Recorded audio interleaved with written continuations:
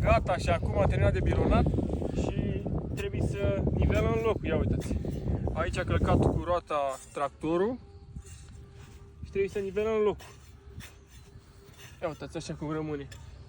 Frumos, mai faci cu piciorul așa și rămâne drept.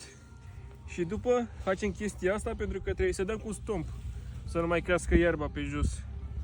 Ca așa, dacă este să luăm toată iarba, ne ia o grămadă de timp. Și așa stupăm găurile ca să nivelăm locul. Ia uitați ce frumos rămâne.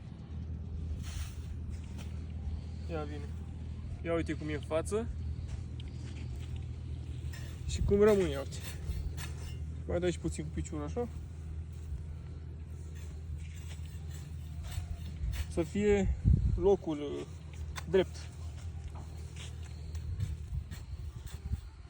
Gata.